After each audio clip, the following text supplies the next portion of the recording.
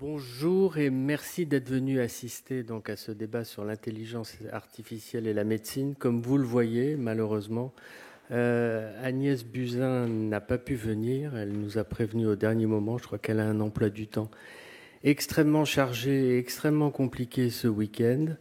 Elle est vraiment désolée. Donc elle m'a chargé de vous le dire. Elle m'a également envoyé un petit texte que je vais vous lire. Mais néanmoins, je pense que nous allons pouvoir débattre tous ensemble avec harmonie et intelligence de ce grand sujet. Peut-être avant de vous présenter à la fois ce débat et nos invités, je vais vous lire ce que Madame Buzyn tient à vous dire ce matin. Je regrette sincèrement de ne pas pouvoir être à vos côtés ce matin pour parler d'un sujet qui représente pour moi un enjeu majeur pour notre système de santé, l'utilisation de l'intelligence artificielle ou la valorisation de notre patrimoine de données de santé. Ce ne sont plus des sujets de demain, ils ont des impacts très concrets et dès aujourd'hui. C'est dans ce contexte que le président de la République a présenté en mars 2018 au Collège de France la stratégie du gouvernement en matière d'intelligence artificielle pour faire de la France un des leaders mondiaux en la matière. Il a souhaité faire de la santé un des chantiers prioritaires. Si nous voulons nous positionner et faire rayonner la France dans ce champ de l'intelligence artificielle en santé, ça n'est pas parce que nous avons une foi aveugle et inébranlable dans le progrès. Nous avons la conviction que l'intelligence artificielle est susceptible d'apporter des avancées majeures pour le renforcement de la qualité de notre système de santé. Je vous souhaite des échanges riches et constructifs. Voilà, messieurs, ce qui nous attend. Voilà, je vous le répète, elle est vraiment désolée. Elle nous l'a dit au dernier moment. Je sais qu'elle ne pouvait pas faire autrement et je vous demande juste de comprendre, Madame Buzyn, Madame la Ministre, c'est contre sa volonté qu'elle n'est pas ici avec nous. Alors, je voulais vous dire juste en introduction, je ne vais pas vous expliquer à quel point l'intelligence artificielle est un sujet majeur, mais peut-être, c'est pas qu'une anecdote en fait. L'idée de ce débat, outre tout ce que j'ai pu lire, entendre, m'est venue en fait, vous savez peut-être que Le Monde organise un Monde Festival à Paris, mais aussi à Montréal. Et lorsque j'étais à Montréal, j'ai pu visiter le CHU de l'Université de Montréal que préside la personne qui est là, Fabrice Brunet, et j'ai été absolument épaté par ce que j'ai vu. Je ne pensais pas qu'il pouvait y avoir à ce point dans un hôpital autant de techniques rassemblées, autant une telle vision globale d'intégration de l'intelligence artificielle au fonctionnement d'un système de santé, donc d'un système hospitalier en l'occurrence. Et je me suis dit qu'en France, on avait certainement des choses à apprendre de ce que font nos amis québécois. C'est un peu le principe du Monde Festival à Montréal. Et c'est pourquoi j'ai demandé à Fabrice Brunet de venir nous livrer son expérience de médecin français établi depuis longtemps au Canada, puis plus spécifiquement au Québec. Il vous racontera ce qui se passe là-bas. Je voulais également remercier Olivier Clatz d'avoir accepté, je ne sais pas comment on peut dire, Olivier, de remplacer Madame Buzyn un petit peu au dernier moment. Donc Olivier Clatz dirige depuis avril 2019 le grand défi qui s'appelle « Amélioration des diagnostics médicaux par l'intelligence artificielle » au secrétariat général pour l'investissement. Il est membre du Conseil national du numérique depuis 2018. Il a fondé auparavant une société qui s'appelle Therapixel de 2013 à 2019. C'est une société qui est spécialisée dans le dépistage du cancer du sein par l'intelligence artificielle. Il a été chercheur associé à l'INRIA. Je crois qu'il a travaillé également avec Nicolas Ayache qui est à côté de moi. Il a travaillé également à Harvard. Et il est docteur de l'École des mines de Paris et titulaire d'un master de mathématiques appliquées de l'ENS Paris-Saclay. Agnès Buzyn m'a chaudement recommandé votre présence ici à sa place. Donc je pense que vous pouvez tout à fait parler, pas en son nom, mais En tout cas, vous savez ce que pense Agnès Buzyn, vous savez ce que pensent les services du Premier ministre à propos d'intelligence artificielle, donc vous êtes qualifié à divers titres pour vous exprimer sur ce sujet aujourd'hui. Nicolas Ayache, vous êtes informaticien, vous êtes membre de l'Académie des sciences, vous êtes directeur de recherche à l'INRIA, je précise que c'est l'Institut national de recherche en informatique et en mathématiques appliquées. Vous êtes également directeur scientifique de l'Institut interdisciplinaire d'intelligence artificielle de la Côte d'Azur. Vous avez été invité au Collège de France, titulaire de la chaire annuelle d'informatique et de sciences numériques. Vous avez également travaillé au MIT, à Harvard. Vous collaborez à de nombreuses startups qui sont spécialisées en médecine. Donc la question des rapports entre l'IA et la médecine, ça vous connaît. Vous allez voir que Nicolas Ayache en est un des grands spécialistes. Donc Fabrice Brunet, donc, qui est médecin français. Il a fait ses études à Paris. Il est passé par Harvard lui aussi, décidément. Et puis, vous avez travaillé d'abord à l'hôpital Saint-Michael de Toronto. Vous avez dirigé un département de réanimation et de soins intensifs. Et ensuite, vous avez dirigé le CHU Sainte-Justine de Montréal avant de devenir le président du centre hospitalier de l'Université de Montréal, le fameux CHUM dont je parlais tout à l'heure. Voilà. Donc, vous connaissez nos amis intervenants. On va peut-être commencer par vous, Monsieur Ayache, qui a été professeur au Collège de France. Donc, on va tout savoir et tout comprendre tout de suite. Je pense que dans un premier temps, ce serait bien, pour que tout le monde comprenne bien de quoi il s'agit, que vous nous définissiez en termes simples à la fois ce que c'est que l'intelligence artificielle et ce que même l'utilisation de cette formule vous paraît adéquate, opportune, et peut-être nous dire également en quelques mots quel champ de la médecine elle concerne. On a l'habitude de dire diagnostic, pronostic, traitement. Vous allez rentrer un tout petit peu dans le détail pour bien qu'on comprenne de quoi il s'agit. D'accord. D'abord, merci beaucoup pour cette invitation. Merci beaucoup à tous ceux qui sont venus par ce dimanche pluvieux venir écouter ce débat. L'intelligence artificielle, c'est très difficile de la définir, mais je crois que dans le domaine de la médecine, on peut considérer que c'est l'ensemble des outils logiciels, les programmes informatiques, les algorithmes, qui permettent d'aider le raisonnement du médecin. Et aider le raisonnement du médecin, pourquoi ? Pour mieux prendre en charge les patients.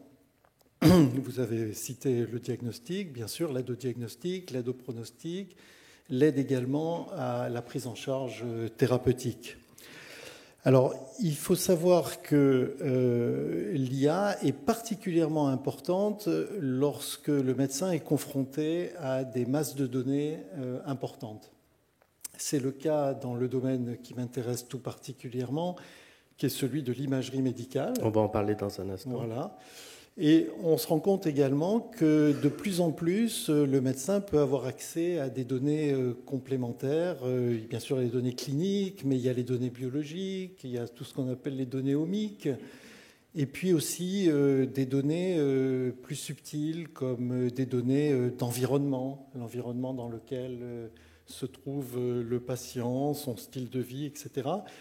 Et on se rend compte maintenant qu'il existe des méthodes, des algorithmes qui peuvent prendre en compte toute cette variété d'informations, toute cette masse d'informations qu'un cerveau humain a un peu de mal à traiter dans sa globalité. Le terme d'intelligence artificielle, ça vous convient comme... Alors, pour moi, plus généralement, c'est en fait les outils informatiques et mathématiques qui permettent de traiter les données. Ce dont on s'est rendu compte ces dernières années, c'est le développement d'une classe d'algorithmes, les algorithmes d'apprentissage et notamment d'apprentissage profond, qui ont démontré des capacités absolument extraordinaires sur un certain nombre de problèmes, notamment d'imagerie médicale. Alors, partons de l'imagerie médicale. Vous allez peut-être nous donner quelques exemples pour qu'on comprenne bien quelles peuvent être les applications de l'intelligence artificielle et peut-être nous définir aussi ce que pourrait être en matière d'imagerie médicale l'intelligence artificielle de demain. On commence par quelques exemples d'aujourd'hui. Voilà, donc certains exemples ont frappé les esprits récemment. Vous avez certainement entendu parler de cette équipe de Stanford qui a entraîné un algorithme d'apprentissage profond à analyser des images de lésions dermatologiques et qui ont démontré qu'en fait, ils pouvaient avoir des performances sur la classification des lésions de dermatologie comparables à celles des meilleurs dermatologues experts. Alors on peut citer en radiologie, puisque Olivier Claes est ici, le cas de l'analyse des images de mammographie. Les mammographies sont des radiographies du sein pour détecter de manière précoce le cancer du sein. Et cette start-up française qui est issue de l'INRIA a montré, d'abord elle a gagné un challenge mondial sur près d'1 million de mammographies. Et ils ont montré qu'ils pouvaient détecter les mammographies suspectes de façon aussi précise que les radiologues experts dans ce domaine. Récemment, en pneumologie, il y a une équipe de Google qui a montré qu'ils pouvaient analyser les images scanners des poumons pour détecter les nodules suspects et même caractériser ces nodules de façon aussi précise que les radiologues. Et puis un quatrième exemple qui est assez marquant également, c'est en ophtalmologie, les images du fond de l'œil. Il y a des équipes qui ont montré récemment qu'elles pouvaient détecter certaines pathologies, par exemple ce qu'on appelle les rétinopathies liées au diabète, et cela de façon absolument au même niveau que les ophtalmologues. Et pour la première fois, en fait, dans l'histoire d'un logiciel, l'agence du médicament américaine, la FDA, a validé un logiciel pour faire le diagnostic automatique de ces rétinopathies diabétiques sans qu'un médecin ait besoin de voir l'image. Et ça, c'est vraiment nouveau.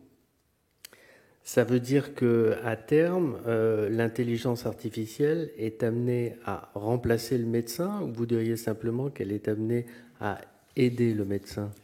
Alors moi, je suis persuadé que tous ces outils sont des outils d'aide aux médecins. Ce sont des outils destinés à fournir une aide et certainement pas à remplacer le médecin. Tous ces exemples que j'ai cités, ce sont des exemples dans lesquels on a entraîné des logiciels sur des tâches qui sont relativement étroites, précises, et sur lesquelles il faut disposer d'immenses bases de données, qui sont des bases de données qui sont difficiles à collecter, sur lesquelles il faut que des médecins viennent donner des informations, donc ça coûte très cher. Il faut également que ces bases de données fournissent une bonne représentativité de la population qui va venir consulter. Et ça, il faut notamment que les cas rares soient bien représentés. Or, par définition, ils ne sont pas nombreux. Il faut s'assurer qu'il n'y a pas de biais dans ces bases de données, pas de biais liés à l'âge, au genre, à l'appartenance ethnique. Et puis aussi, il faut souvent avoir des sujets sains en nombre suffisant, et ça peut poser des problèmes éthiques lorsqu'il s'agit d'une modalité, par exemple, d'imagerie irradiante. Est-ce qu'on va irradier des gens sains juste pour que la base de données soit complète? De plus, ces méthodes d'apprentissage profond, les algorithmes ont des millions de paramètres qu'on a beaucoup de mal à interpréter. Et il y avait un article dans Science il y a quelques mois qui montrait qu'ils sont sensibles à ce qu'on appelle des attaques malveillantes. On peut faire des petites modifications dans l'image lorsqu'on connaît l'algorithme d'apprentissage profond et ses paramètres. On peut faire des petites modifications qui sont invisibles à l'œil nu et faire changer complètement la classification. Donc une lésion qui était classée bénigne à 100% va devenir maligne à 100% ou le contraire. Alors on avait déjà observé ça dans les logiciels d'aide à la conduite automatique des voitures. On avait montré qu'un sens interdit peut être remplacé en limitation de vitesse à 90 km/h. Alors ça, c'est le genre de défaut qui est un peu ennuyeux. Alors, c'est pour ça qu'il y a tout un ensemble de recherches actuellement dans ce domaine où on cherche à combiner ces méthodes très puissantes pour de la détection, pour de la segmentation d'images, avec des méthodes qu'on appelle guidées par les modèles, dans lesquelles on essaye d'avoir des modèles du vivant, des modèles avec des paramètres qu'on sait interpréter, des modèles de biologique, biophysique. Et on essaye de construire en fait un modèle numérique du patient, qu'on appelle le jumeau numérique ou le patient numérique personnalisé, et dans lequel ces méthodes d'intelligence artificielle très puissantes là, dont j'ai parlé au début vont venir aider à la construction de certaines composantes. Mais on essaye de garder un modèle qu'on comprend du patient. Merci. Olivier Clatz, on va peut-être avec vous prendre d'autres exemples. On va s'éloigner un tout petit peu pour un petit moment de l'imagerie médicale. Et avec d'autres exemples, peut-être qu'on va explorer aussi quelque chose que vous ne savez peut-être pas. Dans le projet de loi relatif à la bioéthique qui est actuellement en discussion au Parlement, il n'y a pas simplement des articles relatifs à la PMA pour tous et pour toutes. Il y a également un article 11, je vais le citer, qui vise à sécuriser la bonne information du patient lorsqu'un traitement algorithmique de données massives, intelligence artificielle, est utilisé à l'occasion d'un acte de soin. Donc, autrement dit, voilà un texte de loi qui vise à renforcer, si je comprends bien, les conditions de la confiance, on vient d'en parler avec Nicolas Ayache, en particulier entre le patient et les médecins et les fabricants d'applications qui ont recours à l'intelligence artificielle. Alors, expliquez-nous à la fois la portée de ce texte. Je crois que c'est la première fois que l'intelligence artificielle est mentionnée de cette manière dans un texte de loi relatif à la santé, à partir de quelques exemples que vous allez bien vouloir nous expliciter. Oui, alors tout d'abord, merci de m'avoir invité, même au dernier moment, je suis ravi d'être là. Donc, en effet, ouais, je peux dire deux mots de ce texte. Heureusement que j'ai un peu révisé avant, même si vous ne m'aviez pas dit. Et en effet, je pense qu'une des clés de ces questions éthiques, c'est la transparence, la confiance. Donc, vous l'avez dit, dans le texte de loi, il y a la volonté finalement d'informer mieux les patients, notamment lorsque ces logiciels sont utilisés. Je pense que c'est une bonne chose. Ce qui est plus difficile à finalement dans la loi à définir, c'est justement cette intelligence artificielle. Où est-ce qu'est la frontière d'un logiciel d'intelligence artificielle ou pas? On a vu que Nicolas, c'est pas forcément facile finalement de l'écrire. Et il y a un autre bout que je trouve très intéressant dans cette loi, de mémoire le petit 3 de l'article 11, qui dit qu'on doit avoir une traçabilité. Donc on doit être capable de savoir lorsqu'il y a eu une décision, savoir quel algorithme a utilisé et à quel moment.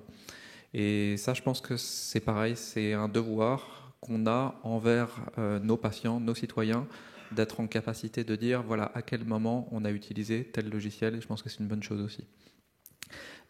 Alors en effet, j'avais préparé quelques exemples. Oui, on en avait parlé. Donc dans ces exemples, il y en a un premier que je voulais utiliser, c'est le logiciel MoveCare, alors qui est vraiment d'actualité, parce qu'il vient récemment d'obtenir auprès de la HAS une évaluation du service médical rendu qui est suffisamment importante pour qu'on rembourse ce logiciel. Donc on n'a pas encore le remboursement, on est un peu au milieu du gué là. Mais donc ce logiciel-là, qui est destiné aux patients qui ont déjà eu un cancer du poumon, fonctionne avec des formulaires qui sont envoyés toutes les semaines aux patients. Donc toutes les semaines, on envoie un formulaire qui est assez court, 5 questions à peu près, aux patients, et on essaye de tracer les évolutions les plus marquantes dans les ressentis du patient.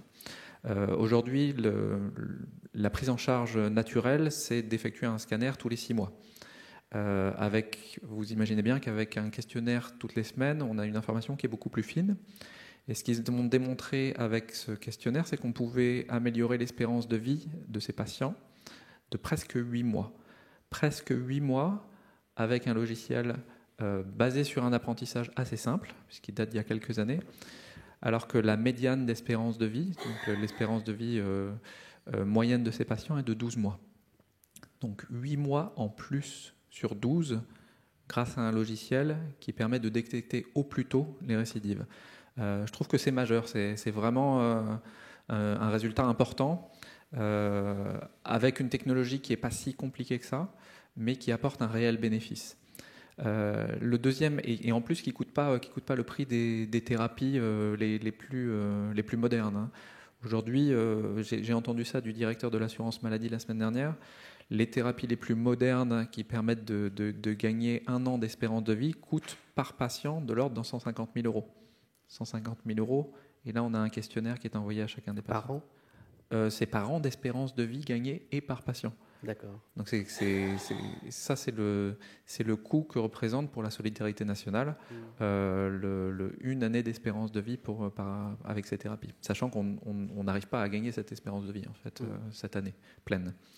Le deuxième exemple que j'avais, il ressemblait un petit peu plus à ceux que Nicolas donne. C'est un exemple en cardiologie pour l'analyse des électrocardiogrammes appelés Holter. Donc, ce sont des électrocardiogrammes qui sont enregistrés sur une longue durée, 24 heures au minimum, parfois beaucoup plus. Et en fait, on a une jeune société en France qui s'appelle Cardiologues qui a commencé à travailler sur ces technologies il y a maintenant 4 ou 5 ans et qui démontre qu'avec ces logiciels, elle est capable d'aider le médecin à interpréter ces signaux en 4 fois moins de temps. 4 fois moins de temps, donc quand il passait une demi-heure avant, il passe moins de 10 minutes maintenant. Et l'autre bénéfice, c'est que non seulement il gagne du temps, mais il fait moins d'erreurs. Donc là, je trouve que ce résultat, il est aussi remarquable, et ça illustre bien finalement ce que disait Nicolas, c'est qu'on n'est pas en remplacement d'eux, mais finalement, on utilise ces technologies à la fois pour améliorer le service médical rendu, mais en plus pour libérer du temps médecin. Et je pense que finalement, c'est là aussi le message, c'est que ce qu'il faut bien comprendre, c'est que ces technologies-là, elles permettent de redéployer du temps, là où aujourd'hui, on peut avoir des médecins qui passent beaucoup de temps avec des signaux, parce qu'en effet, la médecine devient de plus en plus numérique. Donc, ils passent de plus en plus de temps, comme l'a dit Nicolas, à regarder des images, à analyser des comptes rendus de biologie, d'anapathologie, les électrocardiogrammes dont on a parlé. Et je pense que ces technologies-là, justement, contrairement à l'impression qu'on peut avoir, vont remettre plus d'humain dans un système parce qu'on va compenser du temps qui aujourd'hui est passé avec un ordinateur et que ce temps-là, il va être moins important passé avec l'ordinateur. Donc je trouve que ces deux exemples, ils sont remarquables. Ils illustrent finalement le type de bénéfice qu'on peut avoir de ces technologies avec des technologies qui datent maintenant d'il y a quelques années. Hein. C'est des exemples qui ont été développés il y a 4 ou 5 ans chacun. Et je pense que ce qu'on aimerait maintenant en France, c'est pouvoir multiplier ce genre d'exemples, comme on le verra certainement au Canada. Et c'est là où il faut investir massivement dans le numérique. Donc ça, c'est vraiment un message que je pense le gouvernement au sens large souhaite porter, c'est qu'aujourd'hui, on investit massivement dans le numérique en santé. Il y a eu, il n'y a pas très longtemps, en avril dernier, par la ministre, une annonce de la feuille de route Ma Santé 2022. Donc je ne vais pas vous lister ici toutes les actions qui sont dans cette feuille de route, mais il y en a quelques-unes qui sont emblématiques justement pour développer le numérique. La première, c'est de renforcer le rôle du DMP, le dossier médical partagé, que certains d'entre vous dans la pièce ont peut-être, mais très certainement pas tous, parce qu'il a mis du temps à démarrer, et que là, dans la loi qui vient d'être votée en juillet dernier, on aura un déploiement massif du DMP pour tous les citoyens qui ne s'y opposent pas. Et du coup, on a pu ce phénomène qui tend à finalement à prendre du temps pour ouvrir ces DMP. Et à l'inverse, ce qu'on pense, c'est que l'usage va se développer d'autant plus qu'on sait qu'il va être beaucoup plus utilisé. Donc ça, c'est une des mesures phares. Et accroché à ce DMP, on a une nouvelle version qui s'appelle l'espace numérique de santé, qui est en cours de construction et bientôt de déploiement, et qui permettra de livrer beaucoup plus de services aux patients, comme aux médecins d'ailleurs, sur cette base de données ou ces dossiers de santé qui appartiennent à chacun des patients.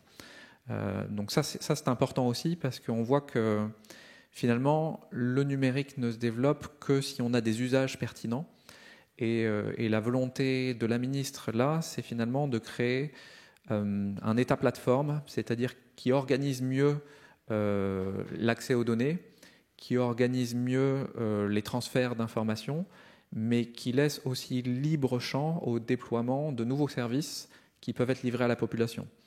Et donc ce qu'on espère, c'est qu'à l'horizon de 2 ou 3 ans, on aura beaucoup de nouveaux services livrés à nous tous à travers cet espace numérique de santé. Et un dernier exemple qui était aussi dans la loi, c'est la plateforme des données de santé, qu'on appelle aussi parfois en anglais le Health Data Hub, qui a vraiment volonté de valoriser ce patrimoine des données qui est riche en France. Donc on a un historique de collection de données et d'organisation des données qui est assez riche, et une exploitation qui probablement aujourd'hui est encore peu efficace. Et on a vraiment une volonté à travers cette plateforme de libérer les usages, augmenter beaucoup plus ce qu'on peut faire, si possible qu'issu de ces nouvelles expérimentations qu'on fera avec ces données, qu'on puisse créer des nouveaux services et finalement enclencher un cercle vertueux, les données exploitées pour faire des nouveaux services qui eux-mêmes encouragent le numérique, qui eux-mêmes font qu'on a des nouvelles données. Et finalement, ce qu'a expliqué Nicolas, qu'on arrive avec des logiciels d'aide à la décision qui sont de plus en plus complets parce qu'ils exploitent une vision, moi j'appelle ça 360 du patient. On a de plus en plus d'informations et on est capable de plus en plus personnaliser la médecine, mais je dirais au-delà de la médecine, même la santé. En fait, on parle beaucoup de diagnostic, mais la prévention, typiquement, sont des choses aussi qui peuvent être très largement améliorées avec le numérique. Là où avant, on allait voir trop tard le médecin, et bien là, maintenant, avec le numérique, on va pouvoir accompagner les personnes plus tôt, avant même qu'elles soient malades, en fait. Et je pense que ça aussi, c'est un des gros bénéfices du numérique. Et finalement, le dernier message que j'avais, c'est que tout ça, on s'en rend compte quand on est de l'autre côté de la barrière, maintenant, que je suis du côté de l'organisation, c'est que... Qu'est-ce que vous appelez l'organisation ? Les services du Premier ministre, le ministère de la Santé, on y croit et on essaye de faire que ça marche. Voilà. Et en fait, on s'aperçoit qu'il y a beaucoup qui tient sur la confiance. Je crois que la ministre l'a dit dans le message qu'elle vous a envoyé. Mais c'est vrai, en fait. C'est-à-dire qu'en France, on a un peu tendance, parfois, à pas avoir confiance en nous, alors qu'on a des chercheurs d'excellence. Je pense qu'on en a un dans la pièce. On a une organisation du système qui est remarquable, une santé qui est remarquable. Et on a parfois un petit complexe vis-à-vis d'autres grands continents. Et je pense vraiment qu'on a toutes les clés pour réussir dans notre pays. Et peut-être la clé qui manque, c'est la confiance. Donc la confiance en nous. Et puis après, la confiance aussi dans les outils qu'on va développer. Mais celle-là, c'est à nous de la donner à travers justement la loi que vous avez mentionnée, des cadres de sécurité, typiquement dans la plateforme des données de santé dont j'ai parlé, ou le DMP. Donc là, c'est notre rôle à nous de garantir cette confiance dans le système. Alors, j'avais juste une question à vous poser en plus, là, tout de suite. On sait quels sont les dispositifs qui encadrent la mise sur le marché des médicaments. Est-ce que vous pensez que, concernant les techniques d'intelligence artificielle appliquées à la médecine, à la santé, il faudrait mettre en place le même type de régulation ou inventer d'autres formes? Pour l'instant, il n'y a pas grand-chose. Alors, je connais bien ce sujet. Question piège? Non, pas du tout. Au contraire, je suis content que vous me la posiez. Alors, c'est vrai parce qu'en France, donc Nicolas a cité la FDA aux États-Unis, qui est la même agence qui fait à la fois le médicament et les dispositifs médico-logiciels, dont ceux dont on vient de parler. Donc aujourd'hui, c'est cette même agence qui est vraiment experte en fait de ces essais cliniques qui permettent finalement de démontrer la valeur de ces technologies et donc de gagner la confiance. On a en Europe une organisation qui est différente et en particulier, ce n'est pas les mêmes agences qui interviennent pour le marquage d'un médicament et pour celui d'un dispositif médical. Et pour un dispositif médical, c'est ce qu'on appelle un organisme notifié. Donc ce n'est pas l'État qui intervient, mais il a chargé des organismes de venir intervenir dans les différentes boîtes pour contrôler le développement de ces logiciels. Et c'est vrai qu'aujourd'hui, on le voit, moi dans mon ancienne vie d'industriel, je l'ai vu, on a des auditeurs qui sont peu formés à ces technologies-là. Finalement, on a un problème de formation globale, mais y compris chez les auditeurs. Et on a une réglementation qui est encore peu adaptée. Et donc là, j'ai un scoop à vous livrer. J'étais il y a 2 jours à la HAS, la Haute Autorité de Santé, et il y a une réflexion en cours qui devrait déboucher dans quelques mois sur une première grille d'analyse qui sera soumise à débat public, donc industriels, patients, citoyens, pour justement sortir des nouveaux critères et essayer de proposer une nouvelle manière d'évaluer ou de contrôler ces systèmes. Ça, donc c'est en cours, important. et je peux vous dire qu'on sera les premiers en Europe à sortir cette grille, qu'on est très observé par nos voisins européens, qui ne savent pas comment démarrer, et j'ai vu la première version, ça va arriver. Merci pour cette information. Fabrice Brunet, on va traverser l'Atlantique, on va aller à Montréal. Est-ce que vous pourriez nous décrire, alors c'est compliqué parce qu'il y a énormément de choses à dire, comment s'est élaboré ce projet d'hôpital? L'hôpital est tout neuf, il faut le dire. Il a intégré d'emblée beaucoup d'intelligence artificielle un petit peu partout. Comment ça s'est passé pour penser un hôpital comme celui-là? On pourrait dire que c'est l'hôpital du 21e siècle, tel qu'en France, on a un peu de mal à en avoir. Comment vous avez fait? Je pense que tout d'abord, ce qui a été dit par mes deux collègues est extrêmement important et nous avons exactement la même opinion. L'intelligence artificielle peut nous apporter énormément en termes de bénéfices, que ce soit pour les patients, que ce soit pour les citoyens en termes de prévention, mais également pour le système de santé en termes d'amélioration de sa performance et peut-être de réduction de certaines erreurs ou de certaines inefficiences, c'est-à-dire un manque de rapport qualité-prix par rapport à ce que nous investissons. Donc on s'est dit que l'intelligence artificielle pouvait apporter ses bénéfices, mais que d'un autre côté, il y avait énormément de risques. Parce que là, jusqu'à présent, on vient de se dire qu'on voit beaucoup de bénéfices, mais il y a des risques. Le premier de ces risques, il est éthique.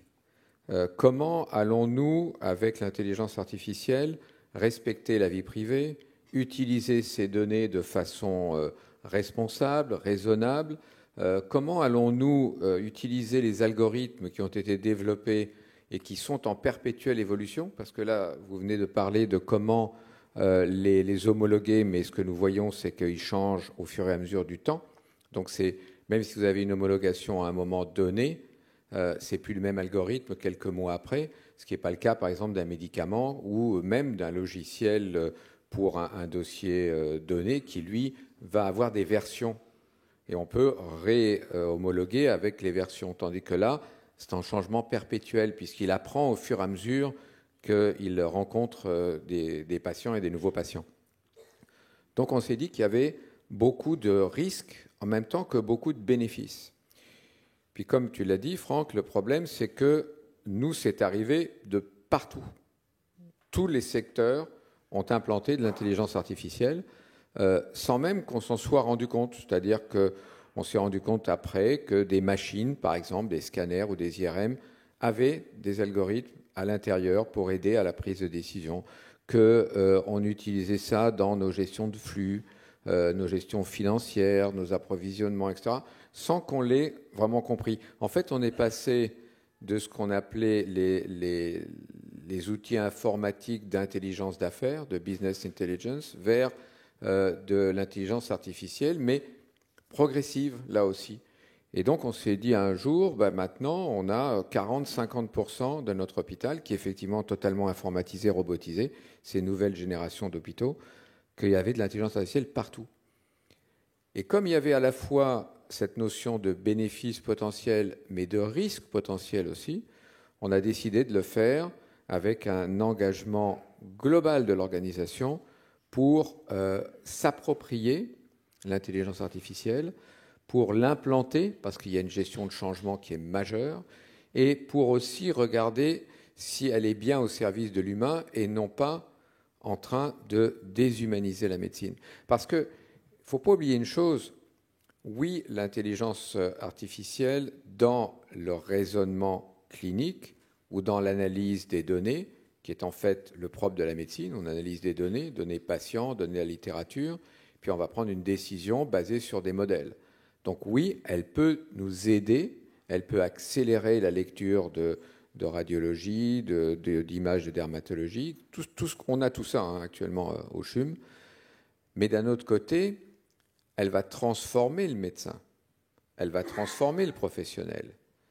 Au bout d'un moment, quand l'algorithme va lire les scanners en 10 minutes, là où on mettait 4 heures, par exemple. Je pense que c'était votre exemple tout à l'heure. Pensez bien qu'au bout d'un moment, le radiologue ou le dermatologue ou l'ophtalmologue, dans le cadre de la rétinopathie, va petit à petit faire de plus en plus confiance à l'algorithme. Puis il va perdre petit à petit sa performance. Donc oui, aujourd'hui, c'est de l'intelligence humaine augmentée. On va plus vite, on fait mieux. L'analyse par les lacs de données de différentes sources d'informations et la corrélation entre ces sources va permettre de dire qu'une image radiologique qui jusqu'à présent n'était pas suspecte de tumeur va le devenir du fait du profil génétique ou de données morphologiques ou de données évolutives.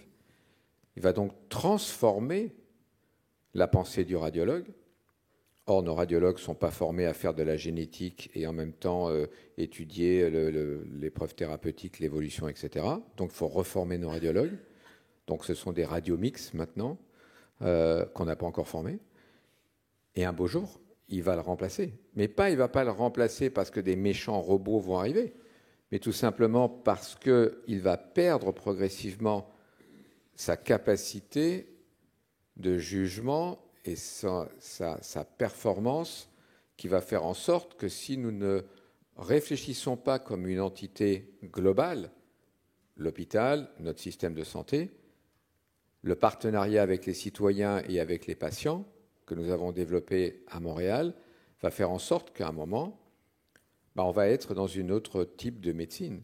Et puis, comme les algorithmes évoluent sans cesse, on n'est plus capable aujourd'hui d'être sûr que c'est celui qu'on avait vu initialement qui est toujours là.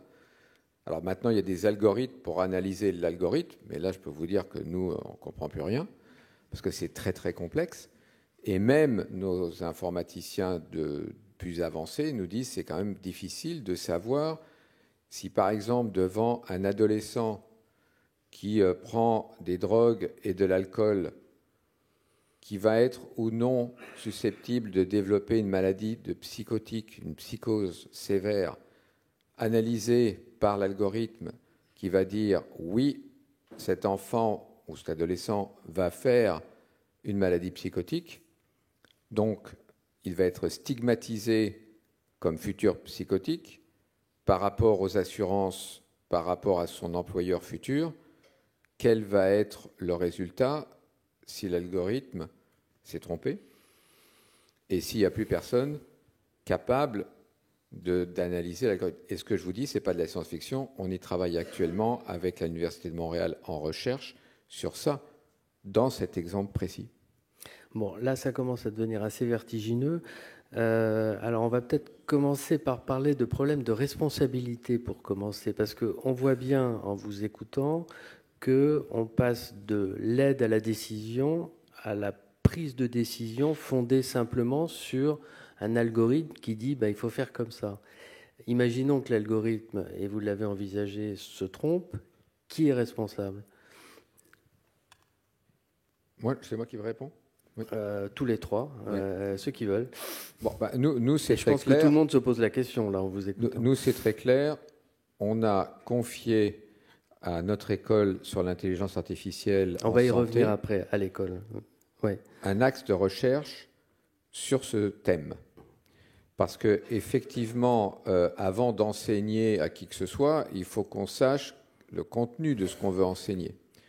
Or, la responsabilité aujourd'hui d'un algorithme dans la prise de décision peut être considérée selon deux extrêmes. Le premier, ce n'est qu'un outil d'aide à la décision d'un médecin, c'est donc le médecin qui reste responsable.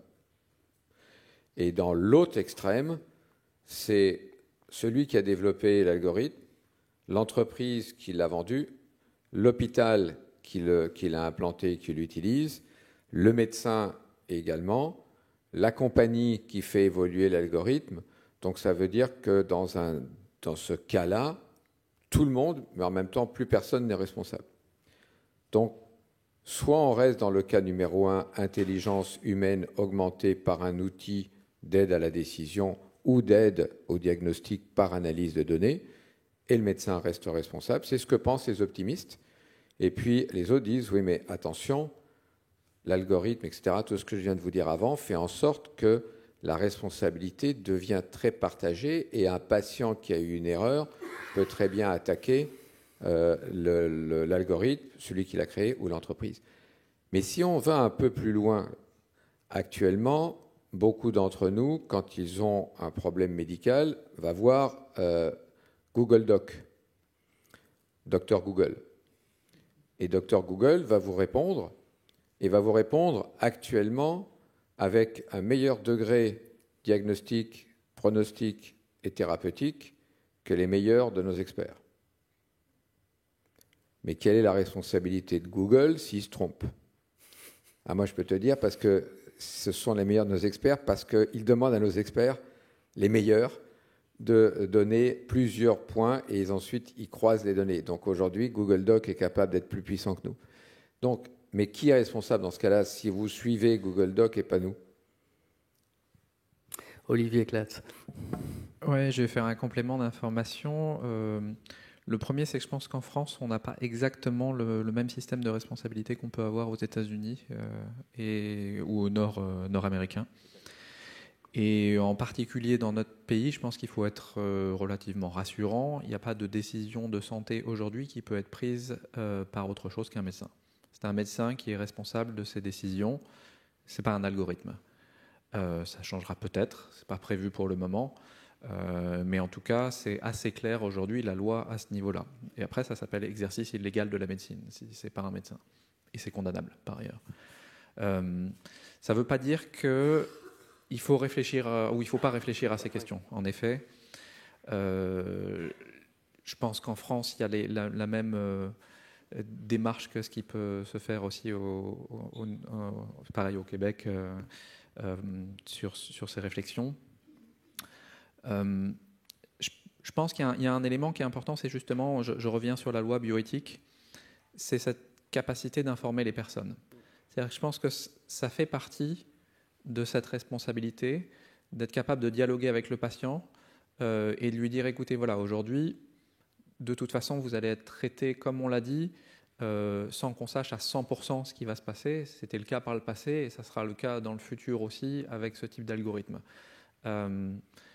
Seulement, ces algorithmes peuvent avoir parfois un pouvoir, on appelle ça un pouvoir prédictif, qui peut être un peu meilleur. Et je pense que cette décision, elle doit se faire en toute transparence avec le patient. Est-ce que vous souhaitez, oui ou non, qu'on aille plutôt dans cette direction ou cette direction, compte tenu de votre sensibilité ? Et le médecin doit accompagner aussi cette réflexion. Donc je pense que ça peut paraître paradoxal, mais quelque part, je pense que cette intelligence artificielle va aussi remettre un peu plus aussi c'est-à-dire responsabiliser plus le patient. Oui, je pense que c'est une démarche un peu globale, mais en étant mieux informé, on est aussi en capacité de comprendre. On a cité tout à l'heure l'exemple du dépistage du cancer du sein. Il n'y a pas d'algorithme qui marche magiquement aujourd'hui et qui trouve tous les cancers. Malheureusement, ça n'existe pas encore. Maintenant, alors je connais les derniers résultats de la société qui ne sont pas encore publiés. En utilisant l'algorithme, on améliore un petit peu plus la capacité de détection. Ça ne veut pas dire que c'est parfait, ça veut dire que c'est un petit peu mieux. Et je pense que voilà, on va rentrer dans un dialogue un peu plus fin avec le patient pour expliquer et pour prendre probablement une décision plus collégiale aussi. Nicolas Aya, je voulais ajouter quelque chose. Oui, ben justement, sur ce dernier exemple, on sait qu'actuellement, pour le dépistage du cancer du sein, on mobilise généralement 2 radiologues par mammographie. Il y a 2 lectures. Ouais. Bon, je pense que à partir du moment où des logiciels ont des performances similaires, voire légèrement meilleures que celles des radiologues, tout le monde acceptera l'idée qu'une des 2 lectures puisse être faite par un algorithme. Voilà. Et voilà le genre de situation dans lesquelles je pense qu'il peut y avoir un consensus sur le fait que vraiment l'intelligence artificielle apporte un bénéfice pour tout le monde. Alors, une fois qu'on en est là, je voulais vous poser à tous les 3 la question à la fois de la formation initiale des médecins et de la formation continue des médecins à cet univers nouveau pour eux qui est l'intelligence artificielle appliquée à la médecine. Qu'est-ce qui vous semble? Il faut, dès le début des études de médecine, renforcer l'enseignement de l'informatique et de tout ce qui va avec? Ou est-ce que on pourrait se dire aussi, en poussant peut-être le paradoxe, qu'après tout, ça ne regarde pas les médecins et qu'il faut simplement veiller à ce qu'à côté des médecins, il y ait des ingénieurs en médecine qui les aident à mettre en place et à appliquer les résultats de ces nouveaux logiciels qui vont se multiplier à l'avenir. Comment est-ce que vous voyez les choses? Formation initiale, formation continue. Qu'est-ce qui veut parler en premier? Oui, Olivier. Oui, alors du coup, là, c'est une opinion personnelle, c'est pas une politique qui est mise en œuvre sur ces questions, mais je pense que au début, on est allé trop vite en se disant il faut qu'on ait des médecins maintenant qui soient en capacité de développer ce type de technologie. On a un peu partout sur la planète eu des cours d'intelligence artificielle pour les médecins. Et ce qu'on se voit quand on discute un peu plus avec les médecins, c'est qu'ils ont surtout besoin de comprendre un peu comment ça marche et surtout comment les évaluer. Et je reviens encore sur cette question de la confiance. En fait, cette question de la confiance, elle ne peut exister que si on comprend vraiment bien quel a été le protocole clinique pour l'évaluation, quelle a été la question qui a été posée, quels ont été les résultats. Et moi, je milite plus pour qu'on ait des médecins qui soient plus proches des statistiques, plus proches des évaluations et qui soient en capacité de challenger, de poser des questions aux sociétés qui apportent ces technologies, pour bien comprendre en fait finalement si l'évaluation elle a été propre, suffisamment menée de manière large avec des populations bien représentées comme l'a dit Nicolas. Tout ça sont des questions qui sont à mon avis plus importantes et que les médecins doivent maîtriser plus que finalement finement comment fonctionne l'algorithme, parce qu'ils sont le garant de la confiance et pour garantir la confiance il faut comprendre l'évaluation. Nicolas Ayache. Oui, moi, je rajouterais quand même le fait que je pense que c'est très important qu'il y ait, mais ça c'est en fait pour l'ensemble de la population, une formation de base le plus tôt possible quand même à l'informatique pour avoir une culture qui permet au-delà des usages de l'informatique, de comprendre en fait le contenu de l'informatique. Et je pense que ce qui est vrai pour l'ensemble de la population, et on a enfin maintenant un enseignement de l'informatique qui est prévu dans l'enseignement général, je pense que c'est important aussi pour les médecins d'avoir cette formation parce que je suis d'accord avec ce qu'a dit Olivier sur le fait qu'il faut après savoir utiliser au mieux, comprendre les statistiques, les biais sur les bases de données, etc. Mais il faut aussi avoir une formation de base qui permet de comprendre ce qui est raisonnable d'attendre d'un algorithme et ce qui n'est pas raisonnable. Et donc cette formation de base, elle est de plus en plus introduite. Là, par exemple, à Nice, dans le cadre de cet institut interdisciplinaire d'intelligence artificielle, eh bien, il y a des médecins qui vont donner des cours à d'autres médecins pour les former à ces disciplines. À Montréal, vous avez créé une école de l'intelligence artificielle en santé. Elle sert à quoi? Elle est destinée à qui? Comment ça marche? Exactement comme on vient de le décrire. L'objectif n'est pas d'enseigner l'ensemble des professionnels de santé, les patients et la population à coder ou analyser des données ou à épurer des données, mais plus à s'approprier l'intelligence artificielle dans une démarche où la confiance est un élément important, mais également les limites et l'évolution de l'intelligence artificielle. Alors, si on revient à ta question, Franck, qui est en termes de formation primaire, de formation spécialisée et de formation continue, qu'est-ce que nous faisons actuellement à Montréal? Bon, je pense que la première chose, c'est quand on forme quelqu'un, qui que ce soit, dans quelque spécialité que ce soit, il faut qu'il soit adapté à sa vie professionnelle future, pour la primaire, spécialisée ou continue. La médecine actuellement a déjà beaucoup évolué dans les dernières années. L'intelligence artificielle va la faire évoluer encore plus. Si nous ne formons pas aujourd'hui en formation primaire nos futurs médecins et autres professionnels de santé, ils vont être totalement incapables d'exercer la médecine de demain. Nous travaillons actuellement avec plusieurs universités, pas que Montréal, mais aussi d'autres à travers le monde, pour savoir quel type de formation primaire, spécialisée et continue nous devons faire. Primaire, qu'est-ce que doit connaître un étudiant en médecine, en sciences infirmières, en physiothérapie, etc., sur l'intelligence artificielle? Est-ce qu'il doit apprendre ou elle doit apprendre à coder? La réponse est non. Maintenant, on sait très bien que le codage va se faire dans le futur, pas par l'humain, mais par la machine elle-même. Donc ce qu'il faut, c'est plus ce qu'on a dit depuis tout à l'heure, comment l'utiliser, la confiance, comment s'assurer qu'elle est pour le bien de l'humain, etc. J'ai beaucoup apprécié aussi ce qu'Olivier a dit. Ça va nous donner plus de temps pour manifester d'autres caractéristiques du médecin ou du professionnel, l'empathie, les liens, la compréhension de l'environnement, etc., qui sont indispensables dans notre métier. Ce n'est pas qu'un métier technique, il y a tout un métier humain qui est autour. Donc c'est peut-être là-dedans qu'il faut que... Ce qui amène d'ailleurs à des questions comme on se pose actuellement, qui est quels sont les critères de sélection des futurs médecins ou des futurs professionnels de demain? Est-ce qu'on doit les baser sur les mêmes choses que ce qu'on a fait dans les 50 dernières années? Est-ce que les départements de médecine aujourd'hui, qui sont souvent basés soit sur des pathologies d'organes, soit sur des parties de la population, personnes âgées ou enfants, etc., doivent rester? Ou est-ce qu'il faut avoir un nouveau modèle d'organisation et leur apprendre, dans ce cas-là, le modèle d'organisation? C'est rare maintenant qu'un médecin tout seul puisse répondre à tous les besoins d'un patient parce que ça devient trop complexe. Et puis ils sont trop multiples, donc ça devient des équipes pluriprofessionnelles. Ces équipes pluriprofessionnelles et pluridisciplinaires, comment les faire fonctionner? Comment faire en sorte que l'intelligence collective de cette équipe puisse aboutir à une meilleure réponse aux besoins de la population?